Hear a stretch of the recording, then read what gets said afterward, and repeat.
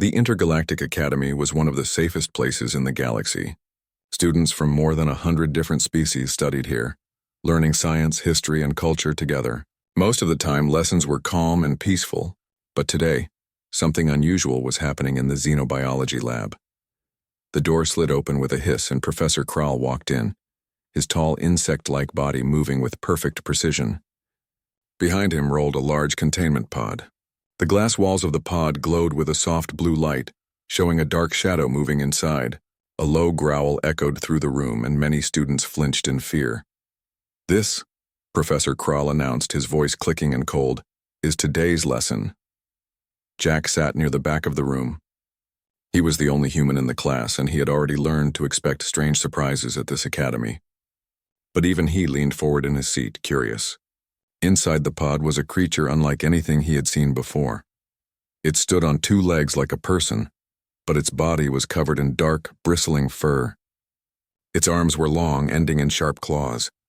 Its face looked dangerous, with glowing yellow eyes and sharp teeth. It was clearly a predator, and it looked strong enough to tear through steel. Some of the alien students made nervous sounds. A small aquatic student hid behind its desk, its gills flaring in fear. Others whispered to each other in their languages. Professor Kral seemed pleased with the reaction. "This is a live specimen," he said. "A predator from one of the death worlds near the edge of explored space. Today you will learn about its biology, hunting patterns, and behavior." He pressed a button and the containment pod opened with a slow hiss. The blue light faded, leaving only the creature standing in the middle of the room. Gasps filled the classroom. The predator stood completely still at first, its nose twitching as it sniffed the air. Then its glowing eyes moved and locked directly onto Jack. Jack felt a chill run down his spine. For a moment, it felt like the creature could see right through him. He gripped the edge of his desk but didn't move. Professor Kral stepped forward. "Observe," he said, tapping a control on his wrist. A faint energy field shimmered around the creature. "Its strength is suppressed.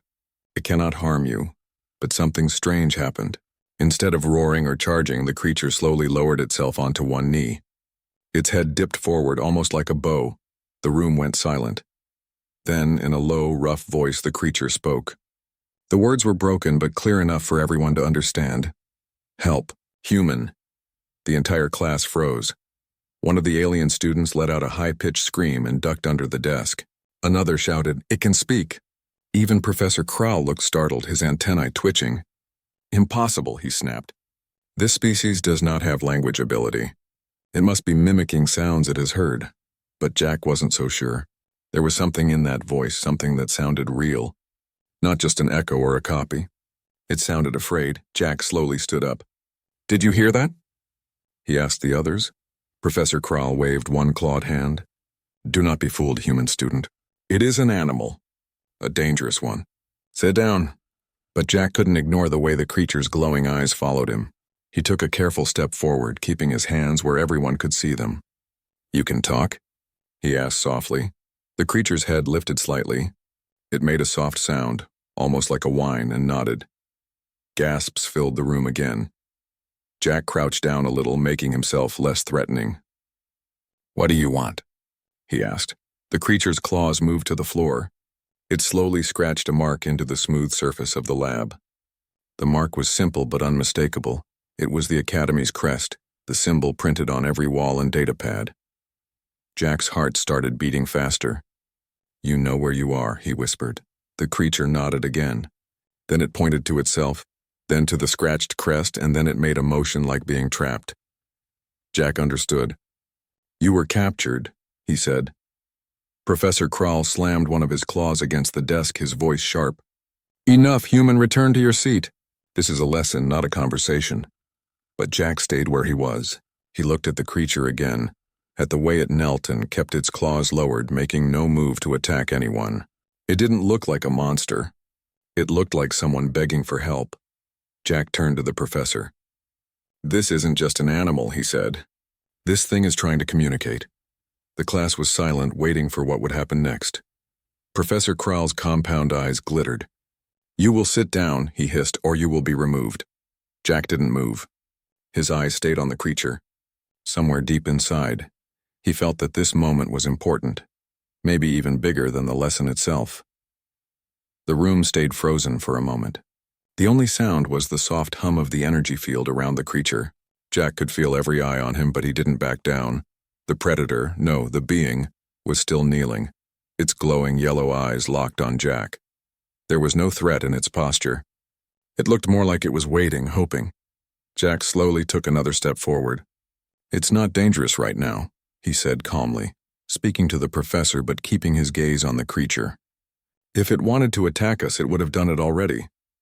Professor Krall's antennae twitched sharply. "You are not an expert human," he hissed. "This is a wild animal. Step away immediately." But Jack knelt down, lowering himself so he was closer to the creature's level. The entire class gasped. "Hey," Jack said softly, ignoring the professor for a moment. "Can you understand me?" The creature tilted its head. It tapped its claw on the floor again, then drew another shape, this one rougher, like a circle with a line through it. Jack frowned. "What is that?" The creature made a strange sound, almost like it was struggling to form words. "Ka-resh." It said, the sound rough but clear enough. Jack's eyes widened. "Is that your name, Karesh?" The creature nodded once. A few alien students began whispering to each other. One of them, a tall, feathered alien, raised its hand nervously. "Professor, if it has a name, doesn't that mean it has self-awareness?" Krall's mandibles clicked loudly. "Silence. This is a dangerous predator. It is using mimicry to confuse you. This lesson is to study fear, not to entertain human fantasies." But Jack wasn't listening anymore. "Karesh," he said, pointing to the scratched crest on the floor. "Did they take you from your home?" Karesh made a pained sound and lowered its head, nodding again. Jack stood up slowly, turning toward the professor. "This isn't right," he said firmly. "You brought a thinking, speaking person into a classroom to scare us. That's not education. That's cruelty." The class erupted into shocked murmurs. One of the aquatic students raised a trembling fin. "If it is sentient, this violates the interstellar accords," it said nervously. Krall snapped his claws together. "You will all be silent. This creature is not recognized as sentient. It comes from a death world where only the strongest survive. It cannot be trusted." Karesh let out a low, mournful sound that made several students flinch. Jack turned back to it, crouching down again. "Don't worry," he said quietly. "I won't let them hurt you." For a moment it seemed like Karesh relaxed. Its claws rested flat on the floor, and it let out a deep, slow breath. But then Krall stepped forward and pressed a control on his wrist. The energy field around Karesh pulsed bright red, and the creature cried out in pain. "Stop!" Jack shouted, jumping to his feet. "You're hurting it." Krall turned his cold, multifaceted eyes toward Jack. "Step aside, human. This is a specimen. Pain is part of the conditioning process." Jack clenched his fists. He knew speaking out against a professor could get him suspended or worse, but he couldn't stay quiet. "It's not a specimen," he said, his voice rising. "It just told us its name. It understands what's happening. You can't just torture it because it scares you." The class had gone completely silent now. Even the students who had been afraid were staring at Jack, waiting to see what he would do. Krall's antennae twitched again. "You will sit down," he ordered. "No," Jack said. His voice was steady now. "Not until you turn that off." Karesh looked up at him, its glowing eyes full of pain but also something else. Hope. The professor hissed in frustration and deactivated the shock field. The red glow faded and Karesh slumped forward, breathing hard but alive. Jack stayed where he was, still standing between the creature and the professor. "This is a school," Jack said firmly. "We're supposed to learn the truth. And the truth is right in front of you. This thing is intelligent. You can't pretend it's not." A brave feathered student stood up. "The human is right," it said. "If it can talk and has a name, we must report this to the tribunal." Others began to nod, some speaking up in agreement. Krall's mandibles clicked rapidly, a sign of his growing anger. "Enough!" he shouted. "I will not lose control of this class. Everyone back to your seats." But the room no longer felt like a classroom. It felt like something bigger was happening. A few students stayed seated, but their eyes were on Karesh and Jack. Others stood up, whispering to each other about rights and sentience. Jack crouched down one last time, speaking softly so only Karesh could hear. "You're safe now. I promise." Karesh blinked slowly, then reached out with one claw and gently tapped Jack's arm. It wasn't a threat, it was a sign of trust, and in that moment Jack knew this was no longer just a biology lesson. This was a fight. For what was right. The room was no longer quiet. Students whispered in low, worried voices. Some were afraid, some curious, and some angry. The air felt heavy, as if the whole class was holding its breath. Professor Krall stood at the front of the room, his tall frame stiff with anger. "This lesson is over," he announced sharply. "Everyone will return to their seats until security arrives to remove both the creature and the human who interferes." Jack didn't move. He stayed between Koresh and the professor, his jaw set. "Security?" he said. "For what? For refusing to let you torture someone?" Several students gasped. No one ever spoke to a professor like that. Krall's antennae twitched. "This creature is dangerous," he said coldly. "It must be contained. And you, human, have disrupted my lesson. You will be disciplined." Jack felt his heart beating fast, but he didn't back down. "Then discipline me later," he said. "Right now this thing is scared and hurt. You can't shock it again. You can't put it back in that cage." The predator, Koresh, was watching silently, breathing heavily but staying calm. It was crouched low to the floor, ready to move if threatened, but it made no aggressive gesture. The feathered student who had spoken earlier stood up again. "Professor, the human is right," it said. "We cannot treat a speaking creature like this. It might be intelligent," another student, a scaled reptilian type, hissed softly. "Or it might be pretending. You saw its claws, it could kill all of us if the field fails. That's why it should be locked up," a third student said nervously. "We're not safe with it out in the open." "No," the feathered student shouted. "You saw how it behaved. It asked for help. It didn't attack." The room filled with voices. Half the students were calling for Koresh to be returned to its pod, and the other half were demanding that it be recognized as a sentient being. The argument grew louder until Professor Krall slammed one clawed hand on the desk, the sharp sound silencing the room. "Enough," Krall's voice echoed through the lab. "Security will decide. Not you." But before anyone could speak again, Koresh made a low, rumbling sound. Everyone turned toward it. Slowly, carefully, Koresh traced another shape on the floor, this time a rough image of several figures standing together, then one figure with a slash across it. Jack crouched down, trying to understand. "You're saying, your group?" he asked. "Your people?" Koresh nodded, then made a slow, pained sound. It lifted one claw and made the slash motion again across its chest this time.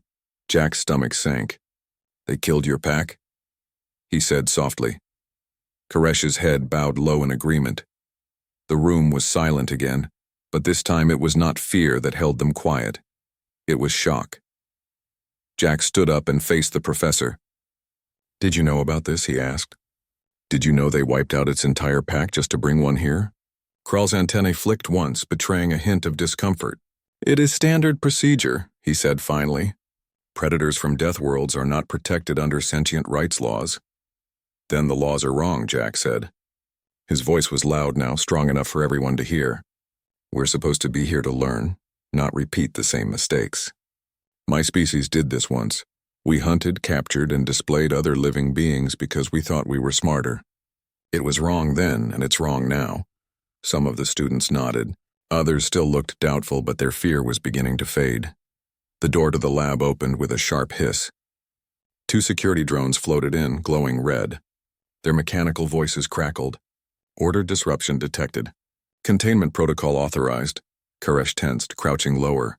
The glowing eyes darted between the drones and Jack. "No," Jack said quickly, stepping in front of Koresh. "You're not taking it." The drones hovered closer. "Step aside, student." "I won't," Jack said. "This is a person. It has a name. You can't treat it like an animal."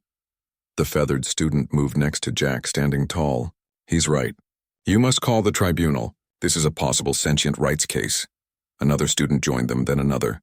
Within moments, almost half the class was standing between Koresh and the drones. The reptilian student still looked nervous but did not move. "If it attacks," it said slowly, "you will all regret this." Koresh made no move to attack. It stayed crouched, watching Jack closely as if waiting for his decision. "Please," Jack said, turning toward the drones. "If you take it away now, it might never get a fair chance. Just wait until the tribunal can review this." The drones paused, processing the request. After a moment, one of them spoke again. Request logged. Temporary delay authorized until higher authority reviews case. Jack let out a slow breath of relief. Koresh looked at him, then made a soft, strange sound that almost sounded like a word. Safe. Jack smiled faintly. Yeah, he said softly. Safe. But he knew this was only the beginning. Security might have delayed action, but the real fight was coming. The tribunal would decide Koresh's fate, and Jack had just made himself the center of a very big, very dangerous debate.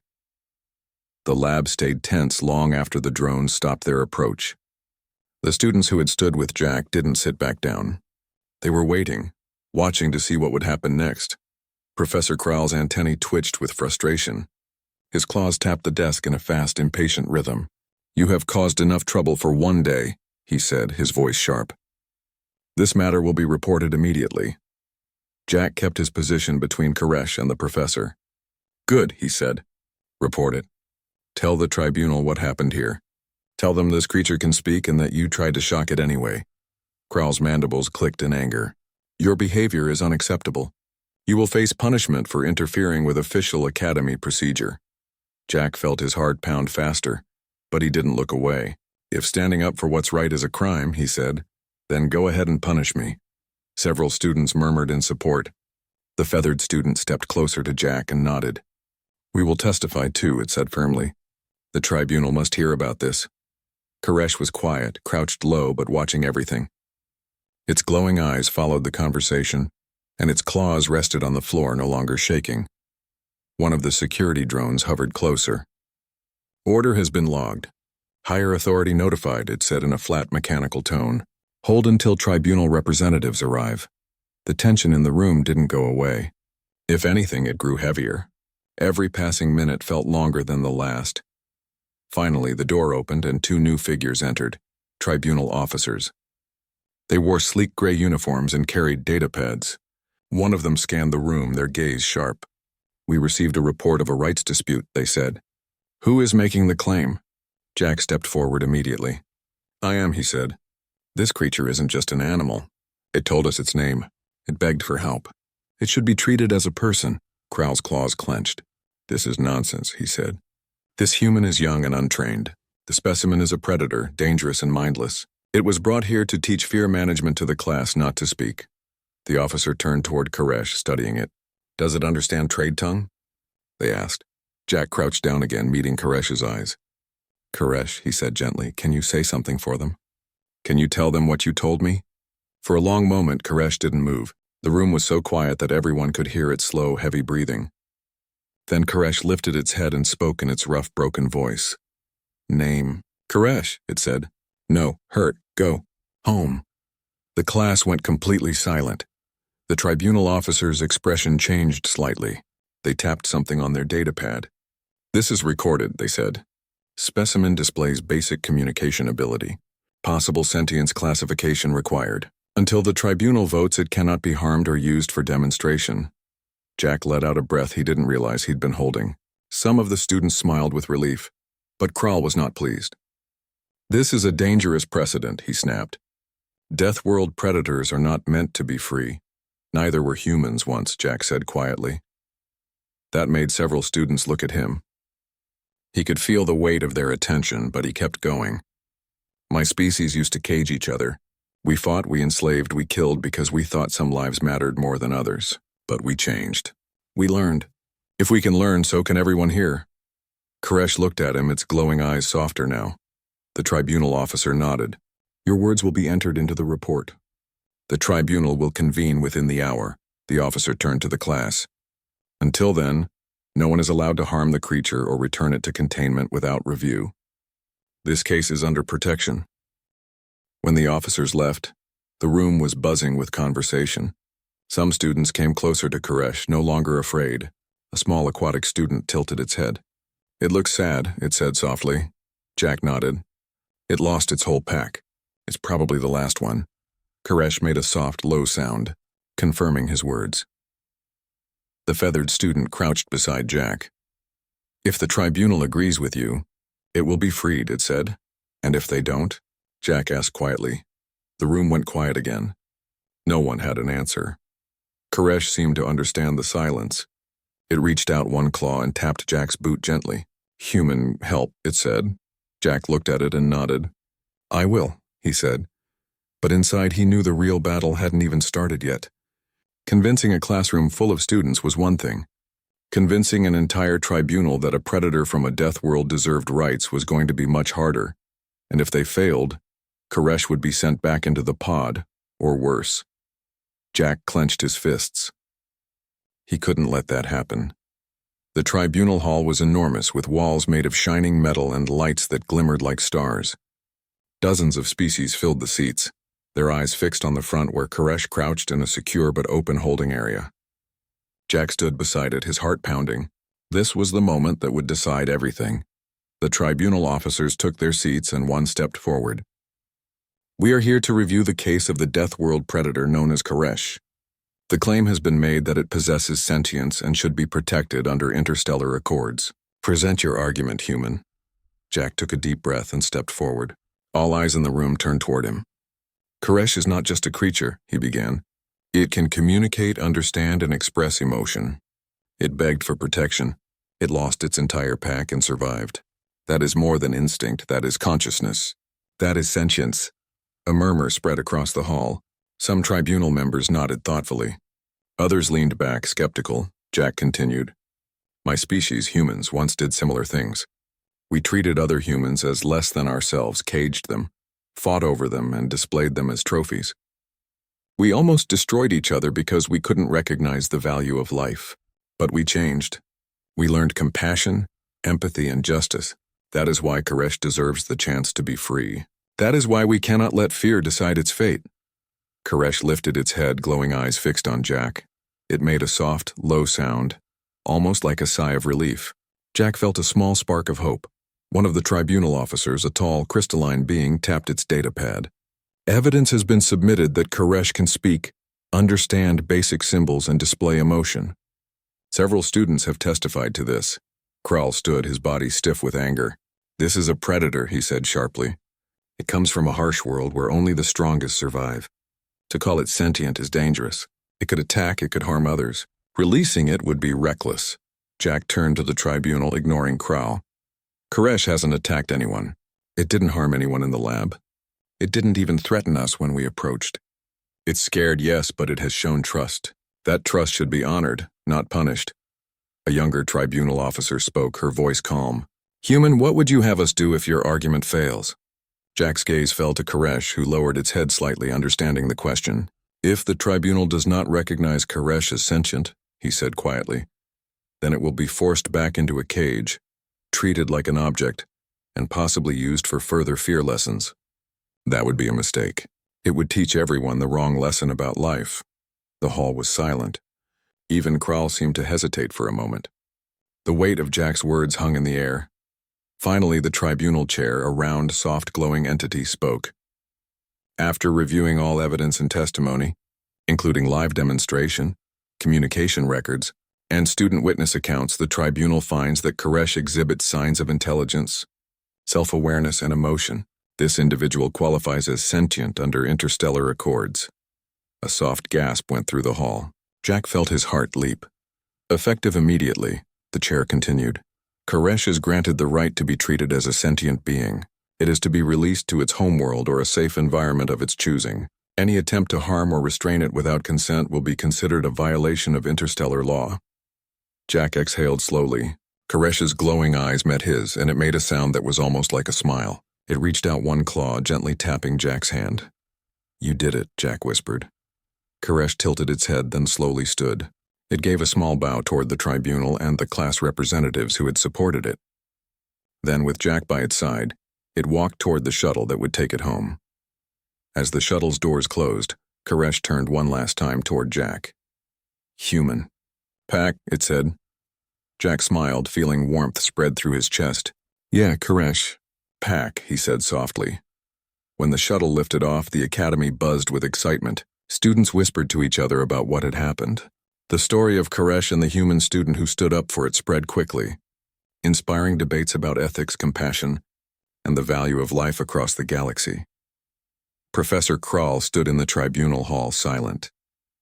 He didn't argue anymore.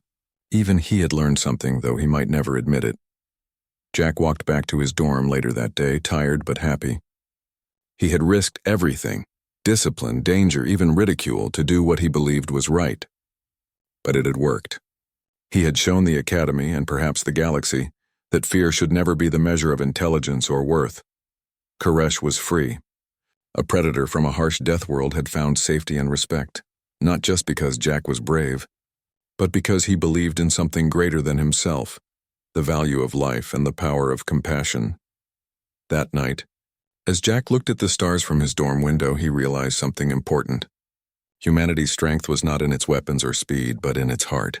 And sometimes that heart could change the galaxy. The lesson was clear. Courage and empathy could bridge worlds. And somewhere out there, Koresh was returning home, safe, free, and remembered forever.